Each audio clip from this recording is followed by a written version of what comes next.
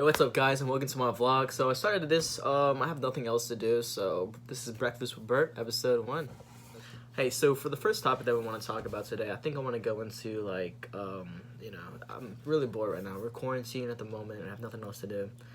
And so I've been just reading through some old papers, old documents that I've had since I was, a kid, and, so I found this one. This is a little jump drive I have from 2012, and I was about in 5th grade at the time, so it's kind of interesting what I had. So this one that I stumbled upon is about making our own country. So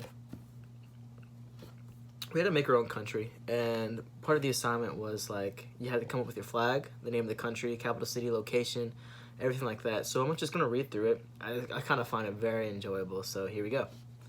All right, so the country name is Gotham. The flag is also just the Batman symbol. The colors over there are black and represents for the night that Batman runs in.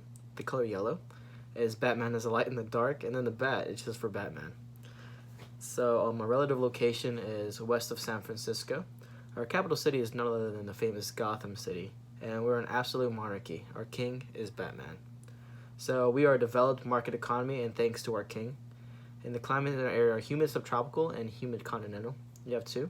So the religions the fine country has to offer are Judaism, Catholicism, Buddhism. You want to be anything else? Leave the fucking country, because that's all you get in this point in time. So the main language is English, and yeah.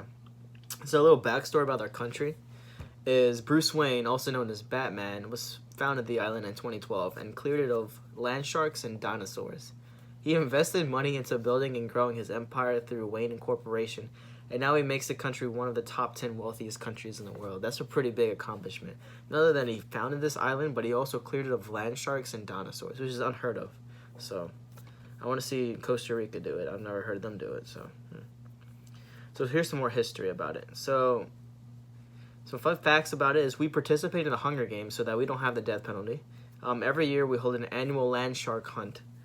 And then the Batman Day is the first Friday of every month, which we dress up and show our appreciation to Batman, our king. I love that. So our many attractions include Universal Studios. Okay, they are a developed country. They have 6 Flags. Ooh, and a SeaWorld.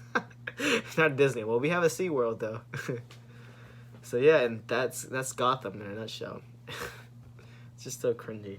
Just this jump drive is full of so many things. I didn't know how bad of I would say censorship that I had when I was a kid. So there's a lot of different things. There's a lot of good things here too, but the one that gets me the most, I would think, is this paper that I wrote about To Kill a Mockingbird by Harper Lee. So if many of y'all know, most people had to read it in elementary school, some high school. But it's a good book if you read it now, when you're older. But as a kid, I don't know. I didn't like it. Apparently, I didn't like it at all. I didn't remember not liking it so much, but apparently I hated it. And this is what I had to say about it. So I named this page, or this paper, Southern Hospitality. And here it is. Do you sometimes have trouble sleeping at night? Well, after you read To Kill a Mockingbird by Harper Lee, sleep will be easy. The book is so devastating, Helen Keller would be the only one who didn't have to suffer. It makes black people cry, white people look racist, and teaches children profanity. The book is so bad, my grandma wouldn't read it. In my belief, the people in this novel are way too racist. They constantly use the N-word to describe black people. They blame poor black men of rape, and then the Afro-Americans are represented as bad people. Why did I use Afro-Americans? What is wrong with me? Oh my god. The way they kill off Tom Robinson is unnecessary. Shooting a guy 17 times is overly exaggerated. It just doesn't appeal to some readers. Why bother with it when the book is for children? I strongly suggest that the writer rethink her strategies. They skip from one plot to the next like it was playing hopscotch. Whatever happened to Boo Radley? They never knew him. I don't think that people will forget about a murder in one night. Tom Robinson was forgotten just a few pages after he died. Then Dill was never mentioned again after he left for the last time. The book looked as if it was written out of the blue. I guess so. At this level of apprehension, there is no way these children could still be alive with their common sense. If you find gum in a tree, do not eat it. Like Scout, she ate gum. She ate the gum. The court system was jacked up. Tom Robinson not only had one arm necessarily, and they sent him away knowing he was innocent. Unfortunately, Dill gets excited because he can read, and that's just sad.